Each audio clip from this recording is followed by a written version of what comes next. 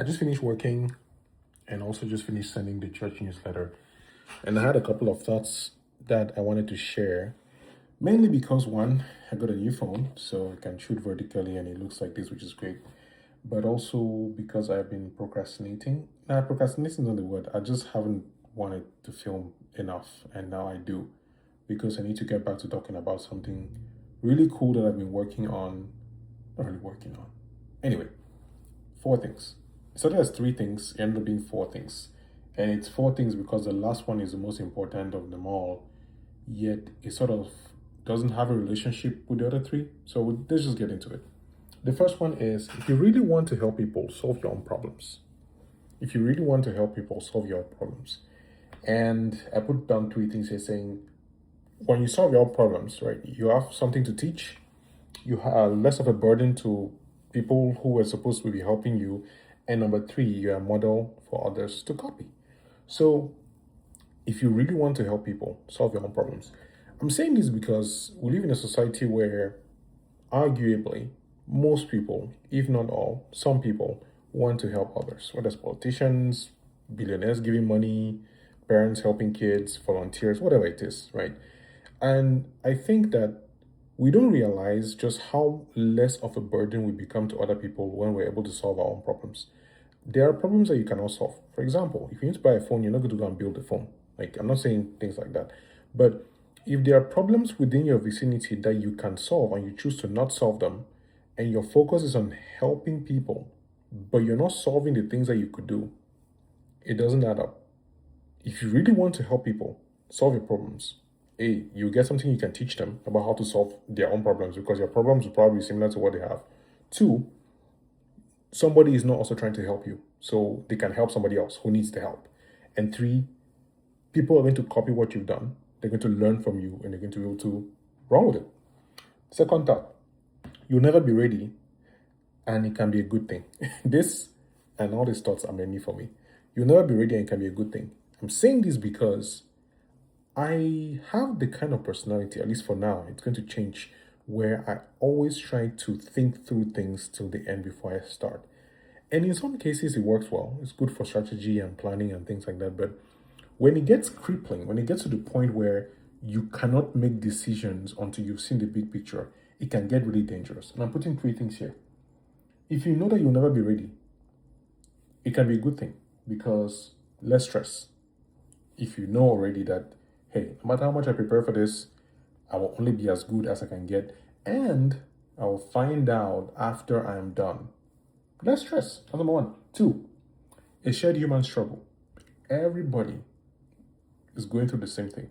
They will never be ready before they perform, before they do the thing. They would practice. You would practice. I would practice. And keep practicing. And the only way you would know that you were ready is by looking back and saying, yeah, you did it. So it shows there's evidence that you were indeed ready. And the last thing is, if you don't try, you'll never find out if you were ready to begin with. That's the thing. So the three of them: less stress to perform. Two, shared human struggle. Everybody goes through this. And three, if you don't actually find out, if you don't go through it, then you will never know if you're ready. Number three, learning how to encourage yourself is a skill and it's super critical. I wrote this specifically like that. It's a skill and it's critical because if I just said it's a skill, it's like, okay, sure, whatever. But it's critical. Why? Three things. Everyone at some point won't have time for you. I've experienced this and I continue to experience this. And when I was a little bit younger, I used to think that it was people that are just being selfish, human nature. I mean, I do agree to an extent that human beings are selfish. The Bible tells us that the heart of man is desperately wicked. Who can know it, right? However, the older I get, the more I understand that the same way I'm focusing on my thing, didn't post a video in weeks, doing my work, doing my thing, serving in church, the same way I'm choosing what to focus on, everybody else is choosing what to focus on. So if I'm waiting for encouragement to come from my spouse, my family, my parents, and people like that, they will disappoint me. It's inevitable. It's part of the story. It's part of life. They will disappoint me. So it's in my own best interest. It's in your own best interest to learn how to encourage yourself. That's it. So everyone at some point will not have time for you. So you need to have time for yourself. And two, since it's a skill, you can get better at it. So there's hope. There's hope. So if you're listening to this and you're like, what does that look like? What do you mean encourage yourself? I'm like, hey, now you have the ability to go find out, like, how do I encourage myself? What books do I need to read? What podcasts do I need to read? Right? So you can encourage yourself. You can get to a place where you gain the skill of being able to speak to yourself and push yourself to do the things that you know you need to do, but you seem to not have the energy or the desire to do. I know, because that's what I'm having to do right now. 3, part of this encourage yourself thing. Life isn't fair. You need encouragement. Be a source for yourself and for others. Because I can guarantee you there are people that you would meet that you would need to give them words of encouragement. So if you're able to learn how to do it for yourself, like David encouraged himself in the Lord. Like when you're able to encourage yourself, it means you can also encourage other people. Now, granted, you might start by encouraging other people and then you learn how to do it yourself. And if you notice that you're not able to do that, you need to figure it out. Like you can't live like that. And the final one, which I said was sort of connected but wasn't, is if you don't stand for something, you fall for anything. And when I wrote this, my mind was in the place of Cameroon.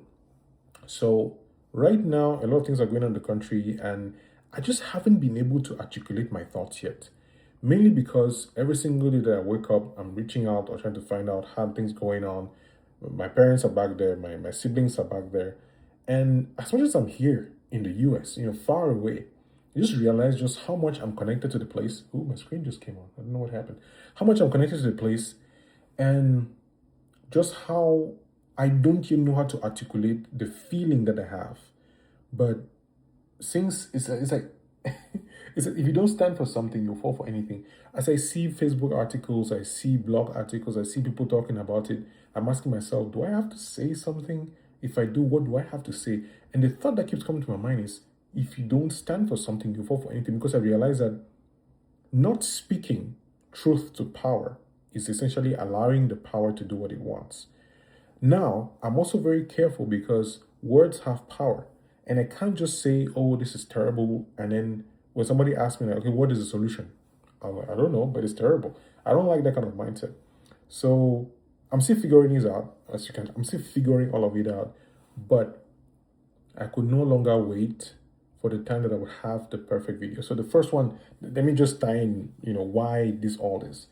If you really want to help people solve your own problems, that's what I've been doing a lot more recently in my life. I've been looking at my own problems to figure it out. I think watching, reading, listening to Dan Cole has given me a lot of perspective about how do I get to look inward and fix what is here, and then now use the media as a vehicle to teach and share to other people. So that's what I'm doing. That's what I'm focusing on my problem. Number 2, you'll never be ready, and it can be a good thing. This is me encouraging myself that as much as I want to have all these tools and gadgets and softwares and templates and prompts, I just have to do something. And my wife tells me all the time, and now I'm sounding as if I'm the one encouraging myself, but she's encouraging me to do that. So again, encouraging yourself is so key. Number 3 is learning how to encourage yourself is a skill, and it's super critical. What else needs to be said? And finally, if you don't stand for something, you fall for anything. Life is short. I'll end with this. My sister died in 2022. Yeah, 2022. And I always go back to that time and I look back to the effect of her death, on me, on my siblings, on my parents, and all the people who around that time were so present and who just have gone back to live their lives. And also my uncle died a couple of years, I think 2024. Yeah, 2024. And his wife is just trying to do her best. The kids are just trying to do their best. It's like, when you think about the fact that one day this will end, you need to realize that you can't live haphazardly. You can't just move without a direction. You have to pick a stand. You have to stand for something. You have to believe in something. You need to pick your own stake, plant your own flag, and own your category, own your beliefs, and live the life that those who have gone can't live anymore. So this hopefully helps you, but I know it's for me. So I can't tell you that I'm back to making videos, but we'll see.